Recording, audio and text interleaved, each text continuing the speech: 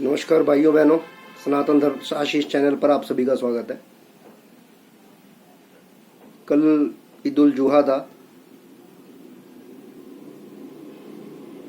देश के शांति प्रिय लोगों का बहुत बड़ा त्योहार। आपको याद होगा, अभी कुछ दिन पहले पेटा ऑर्गेनाइजेशन में ने एक विज्ञापन दिया था जिसमें कहा गया था कि गाय मुक्त रक्षाबंधन मनाया जाए। इन गधों को ये तो पता नहीं है कि रक्षाबंधन पे गाय के चमड़े का यूज नहीं किया जाता है। लेकिन कल बकरीद थी, एक भी पेटा का ट्विटर हैंडल पे, कोई वेबसाइट पे, कहीं पे भी मैंने नहीं देखा कि बकरा मुक्त बकरीद मनाएं।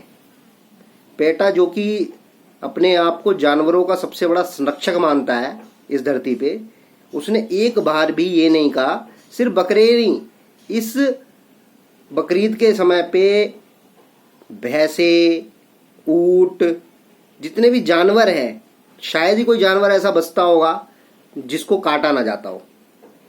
सभी जानवरों की बलि दी जाती है, कुर्बानी दी जाती है, और ये शांति प्रिय धर्म के लोगों द्वारा दी जाती है। आज तक इस पे किसी एक मंत्री का बयान नहीं आया, बल्कि लोग बधाइयां देते हैं इसके ऊपर। पेटा ऑर्गेनाइजेशन के लिए हमने बहुत बड़ी आवाज उठाई थी, पेटा ने उसके लिए माफी मांगी है। अब जो आज मैं आपसे बात करने जा रहा हूं वो बात बहुत महत्वपूर्ण है। इससे ना सिर्फ मेरा और आपका सरोकार है, बल्कि इस पूरे सनातन धर्म का सरोकार है।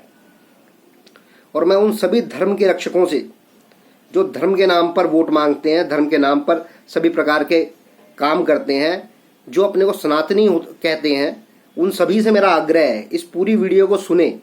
मैं वीडियो पैसे के लिए नहीं बनाता, ना मुझे पैसे का कोई शौक है, ठीक है।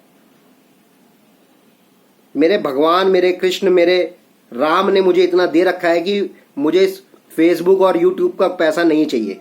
लेकिन सिर्फ सनातन धर्म के लिए ये मैंने चैनल खोला है और सनातन धर्म की ही बात करूंगा।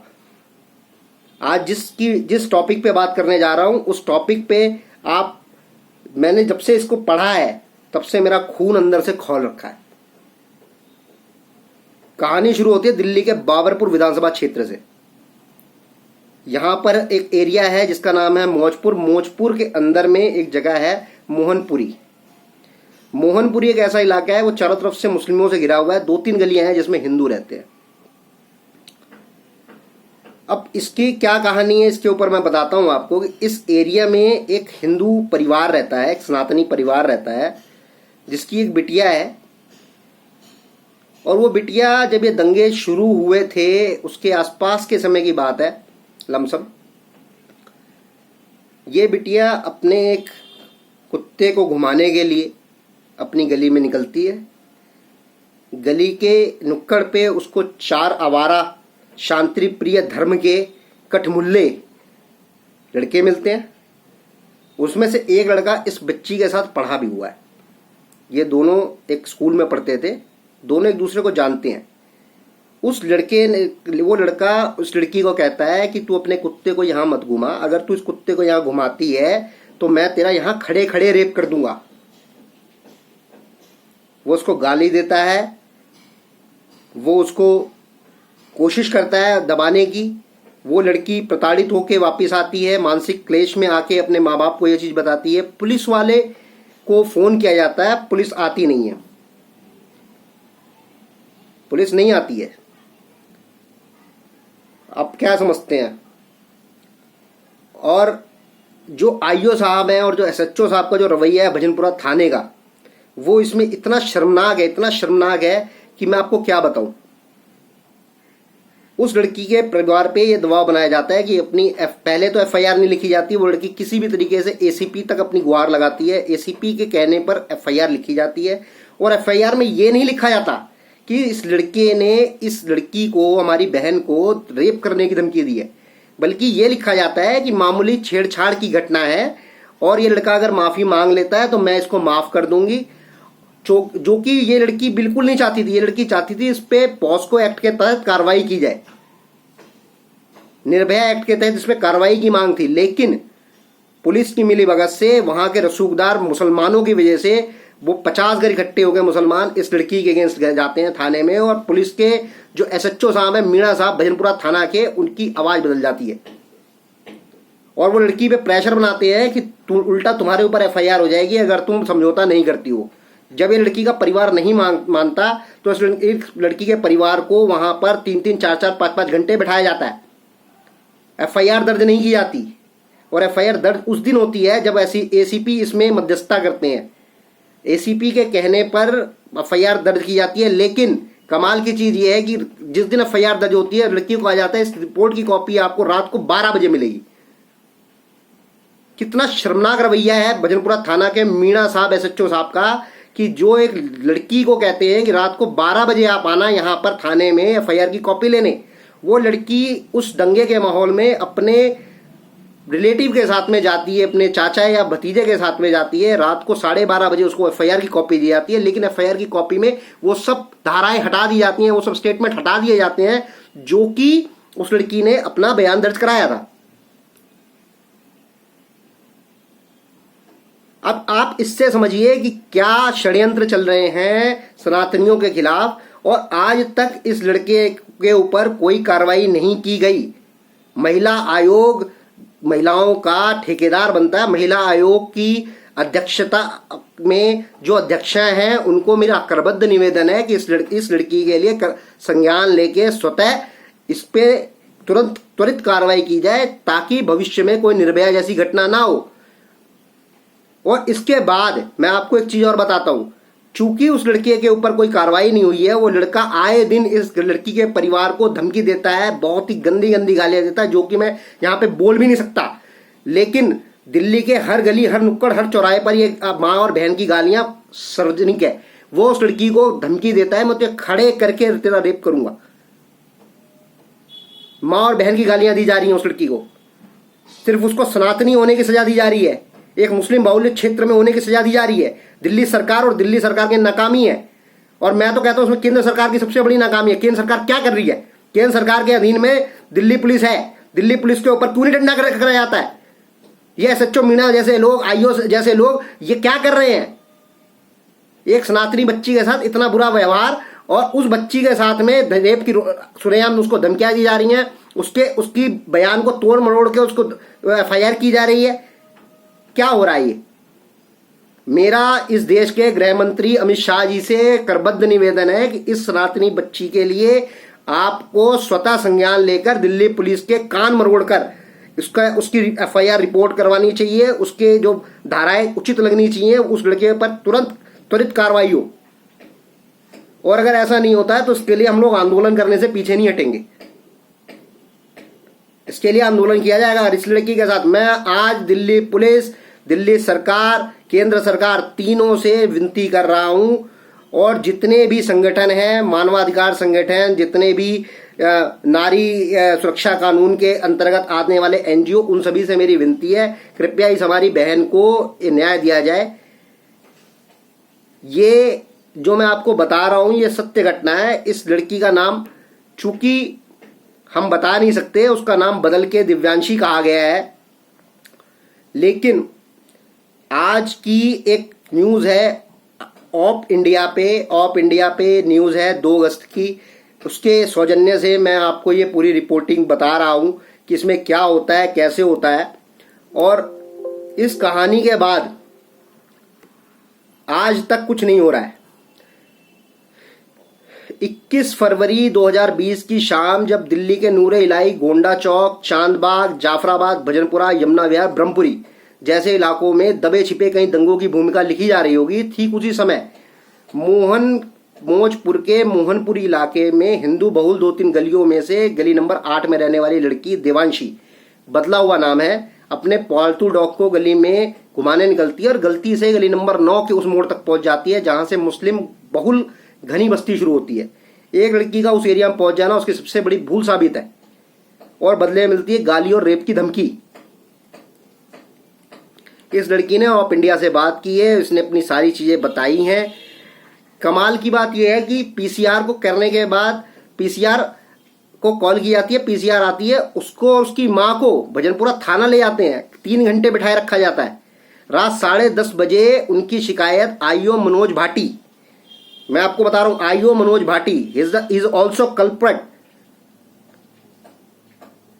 ये कहते हैं कि हमारे पास बहुत अधिक काम का हवाला देकर एफआईआर दर्ज नहीं की जाती। अगर इनकी खुद की बेटी होती और इस अवस्था में होती तो क्या ये एफआईआर दर्ज ना करवाते? अगर इनकी लड़की के साथ कल को बलात्कार हो जाता है, मैं सीधा सीधा आईओ मनोज भाटी का नाम लेता हूं, इनकी लड़की के साथ अगर कल को बलात्कार हो जाए और वही समीर नाम का लड़का कर दे, तो क्या ये उसकी एफआईआर दर्ज कराने के लिए इस चीज का हवाला दे सकते हैं कि मेरे पास अत्यधिक काम था, मैं आपकी रिपोर्ट नहीं दर्ज कर पाऊंगा? अगले दिन फिर सुबह 22 फरवरी को सुबह 9 बजे भजनपुरा थाना बुलाया जाता है उस लड़की को। देखो कितना प्रताड़ित किया जा रहा है। उस लड़की को आईओ मनोज भाटी को वो फोन करती है तो कहता है कि मैं आरोपित को उठाने आया हूं, जबकि आरोपित आज तक उठा नहीं है। 2 घंटे तक पीड़िता वहीं रहती है।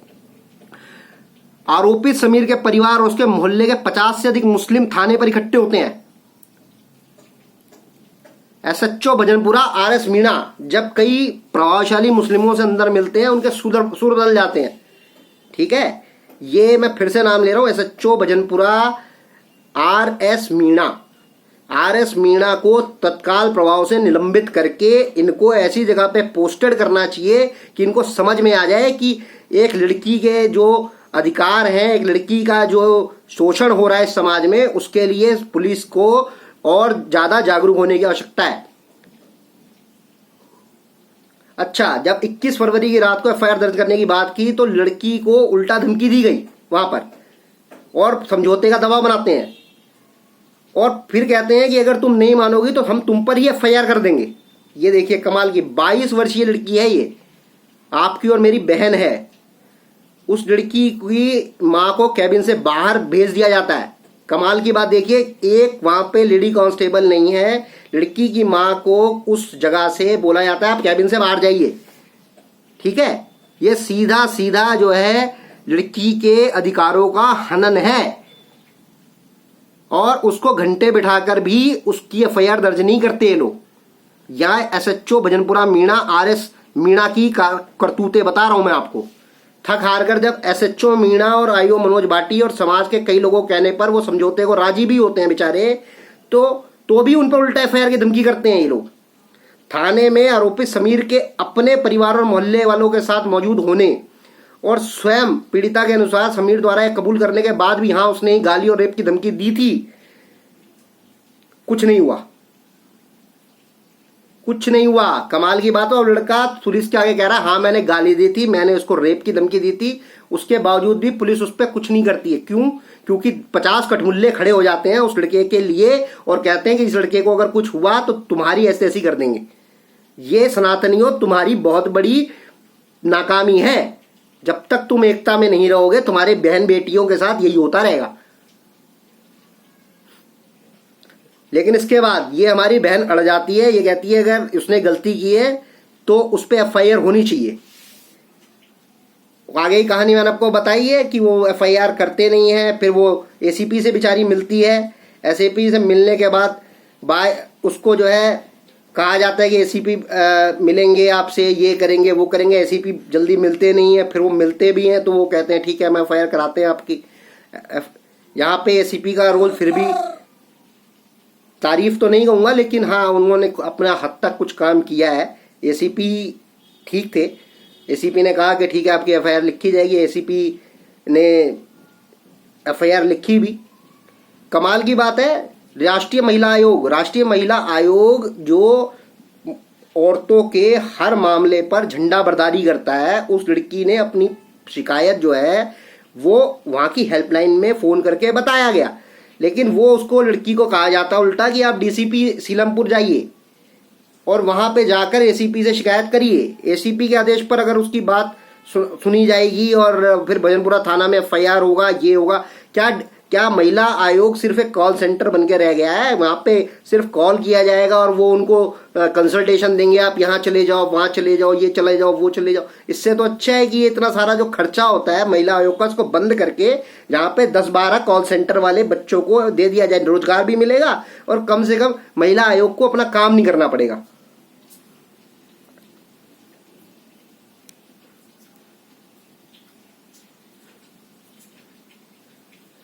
मैं आपको फिर से बताता हूँ, लड़का जिसका नाम है समीर, इसके बाप का नाम है शरफुद्दीन, नाम शरीफुद्दीन है, और लड़का एक नंबर का गुंडा है, लड़की को रेप की धमकी दे रहा है, और इसका बाप कहता है कि लड़के का खून गर्म है, उसने गलती कर दी, आप माफ कर दो।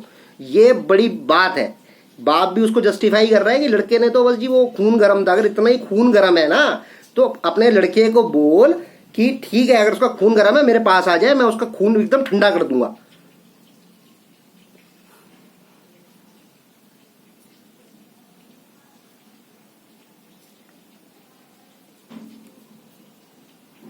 कमाल की बात है, लड़की के तरफ से 50 लोग हैं और लड़की अपनी माँ के साथ गई है थाने पे, और वो 50 लोग मिलकर धमका रहे हैं। एसएचओ भी उनकी पावर में है, एसएचओ भी कह रहा है कि हाँ ठीक है आप दबाओ, आप जो है कुछ कर नहीं पाएंगे, आपके ऊपर ये एफआईआर हो जाएगी, उल्टा सीधा लिख रहा है। और एफआईआर में जो चीज़ों बता रही है वो लिखी नहीं गई है, उसमें जो है मामूली छेड़छाड़ और ये सब का मुकदमा बनाया है। और उसके बाद क्या हो रहा है मैं आपको बताता हूँ। उसके बाद जो हुआ है, उस लड़की ने जो अपनी एफआईआर दी है उसके बाद भी जो है, अब ये 24 तारीख की बात आ जाती है। अब 24 तारीख को वहां दंगे भड़क गए और जो है लड़की अपने घर में थी, कुछ दिन बंद थे हम सारे लोग, ठीक है। तो दिल्ली पुलिस के लिए प्राथमिकताएं बदल चुकी थी, वो सब कुछ अपना मामला खत्म हो गया था, ठीक है। लेकिन कमाल की बात यह है कि लड़की कहती है कि मैंने जो एफआईआर दर्ज करानी थी वो तो आपने दर्ज ही नहीं की, इसको आपको चेंज करना पड़ेगा क्योंकि मैंने जो कहा है उसमें आपने लिखा ही नहीं है, आपने उसको मामूली छेड़छाड़ की घटना बता दी है, जबकि ये छेड़छाड़ की घटना नहीं, गंभीर आपराधिक मुकदमा इस पे बनना चाहिए। किसी लड़की को आप रेप की धमकी दे रहे हो खुलेआम और उसके बाद उसको धमका रहे हो, उस लड़की को राह जाते हुए कहा जाता है कि तेरी पुलिस ने मेरा क्या उखाड़ लिया है, वो सब मेरे जेब में है। ये पुलिस के रवैये से होता है, ये पुलिस को ये रवैये से होता है। मैं दिल्ली पुलिस को मैं ये नहीं कहता दिल्ली पुलिस काम नहीं करती, दिल्ली पुलिस में बहुत अच्छे ऑफिसर्स हैं, बहुत अच्छे लोग हैं, पर एक कुछ गंदी मछलियों के चलते पूरा महकमा बदनाम है, ठीक है। एक गुंडा व्यक्ति कह रहा है पुलिस मेरी जेब में है, वो एक लड़की को सरेआम धमकी दे रहा है और उसको बोलता है कि मैं तेरा रेप कर दूंगा और कोई कुछ नहीं कर पाएगा।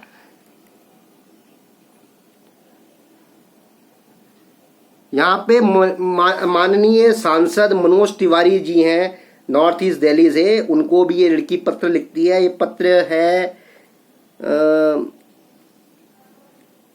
इस लड़की ने पत्र दिया है मनोज तिवारी जी को और उसने सारा चीज बताई है। करीब 1/5/2020 को उसने लेटर लिखा है मनोज तिवारी जी को, लेकिन मनोज तिवारी जी का भी रवैया कुछ समझ नहीं आता है। मनोज तिवारी जी ने इसमें क्या संज्ञान लिया, उनको सामने आना चाहिए और उनको बताना चाहिए कि अगर हिंदुओं की आप झंडा बरदारी करते हो, सबका साथ सबका विकास सबका विश्वास, तो ना सबका साथ है यहाँ पे, ना सबका विकास है, ना सबका विश्वास है यहाँ पे। एक लड़की आपके संसदीय क्षेत्र में असुरक्षित है, उसको कुछ गुंडे धमकी देते हैं रेप की, पुलिस वहां पे मुकदमा दर्ज नहीं कर रही है, तो आप माननीय सांसद जी आप कर क्या रहे हो? आपको सामने आना चाहिए, आपको उस लड़की की हेल्प करनी चाहिए। और मैं यहाँ पे कहता हूं कपिल मिश्रा जी से और हमारे अरविंद केजरीवाल जी से भी, ये आपसी लड़ाई का वक्त नहीं है, ये बहुत ही सीरियस मामला है, इस पे तुरंत संज्ञान लेकर इस लड़की को न्याय दिलाया जाए। और अगर इस लड़की के साथ कल को कुछ होता है, मैं आज फिर कह रहा हूं, इस लड़की के साथ अगर कल को कुछ हो गया तो ये दूसरा निर्भया केस नहीं बनेगा, ये सरकारें गिरेंगी और ये सरकारें इतनी बुरी तरीके से गिरेंगी कि आप कभी ध्यान अपनी जिंदगी में सोचोगे नहीं खड़े होने का। आपकी पार्टियां इतनी अस्थिर कर दिया जाएगा। आपको क्या लगता है कि एक सनातनी बच्ची का बलात्कार कर देगा एक मुल्ला और या कोई सनातनी बोलेगा नहीं इसके ऊपर? ये बदमाशियां नहीं चलेंगी इस मुल्क में, ये बदमाशियां नहीं चलेंगी बिल्कुल भी। इस चीज को बंद कराया जाए। मैं आपको फिर सभी भाइयों से कह रहा हूं, मेरे सनातन भाइयों, ये पोस्ट बिल्कुल भी इसलिए नहीं है कि मुझे इसमें लाइक्स चाहिए, मुझे इसमें कुछ चाहिए। मैं ये चाहता हूं ये बात ज्यादा से ज्यादा लोगों तक जाए और आप आज का ऑफ इंडिया जरूर पढ़ें। आप 2 अगस्त 2020 का ऑफ इंडिया पढ़ें, उसमें फ्रंट लाइन में ही न्यूज है ये और बहुत ही अच्छी न्यूज है। इस प्रकार के मुद्दों को अक्सर चलाया ऑफ इंडिया कवर करता है। जो मुद्दा कहीं छूट जाता है, मेन स्ट्रीम मीडिया जिसको छोड़ देती है, उस मुद्दे को ऑफ इंडिया बहुत ही अच्छी तरीके से लगाती है और उसको आगे बताती भी है। तो इसको भी देखें। और मेरा सिर्फ इतना ही कहना है कि सभी लोगों से मेरे अखरबंद विनती है कि भैया इस लड़की के लिए सभी लोग सामने आए और सरकार पर इतना प्रेशर बनाए, इतना शेयर होना चाहिए, ये इतना शेयर करो इसको कि ये दिल्ली पुलिस, माननीय मुख्यमंत्री, माननीय गृह मंत्री और हमारे देश के महिला आयोग तक इस लड़की की आवाज पहुंचनी चाहिए और इस लड़की के साथ कोई मिसहैपनिंग नहीं होनी चाहिए। अगर इस लड़की के साथ कोई मिसहैपनिंग हो गई, इसके उत्तरदायी यही सारे लोग हैं। अगर आज के बाद मैं इस पोस्ट के माध्यम से फिर कहता हूं कि इस लड़की के साथ अगर कुछ हुआ भविष्य में, इस गुंडे ने अगर इस लड़की के साथ कुछ किया, मानसिक तो प्रताड़ना उसको दी जा रही है, हो सकता है कल को उसके साथ शारीरिक शोषण भी हो सके और ये लड़की को शायद ये मर्डर भी कर दें। अगर इस प्रकार की चीजें कल को होती हैं, उसके लिए ये सभी लोग जिम्मेदार होंगे और सनातनी धर्म का, भगवत धर्म का झंडा बरदार बनने के अपेक्षा आप सभी लोगों से विनती है कि भैया इस लड़की के लिए सामने आए, इस लड़की के पोस्ट को इतना शेयर करें कि सभी लोगों को पता चले कि दिल्ली पुलिस कितनी नकारा है। वहां पे बैठे हुए आईओ भाटी और एसएचओ मीणा महा करप्ट हैं, जो कि बिल्कुल एक लड़की की प्रार्थना, एक लड़की की गुहार को सुन नहीं सकते और 30-40 गुंडों के इन्फ्लुएंस में आके एक केस को दबा दिया जाता है। तो इस केस को बहुत आगे तक जाना है, इस केस को बहुत आगे तक ले जाना है। सभी वकील भाइयों से भी मेरी विनती है कि भैया इस केस के लिए अगर आप जितना भी कर पाए वो कम है। फिर एक बार मैं आप सभी लोगों को ये कहता हूं कि इस चीज में आप बिल्कुल पीछे ना हटें। आज इस बेटी के साथ हुआ है, कल को आपकी बेटी के साथ भी होगा। अगली गिनती आपकी है। ये अगर इस चीज के ऊपर आज नहीं बोले ना तो कल बोलने लायक बचोगे नहीं। जय श्री राम, जय हिंद, जय सनातन धर्म, जय।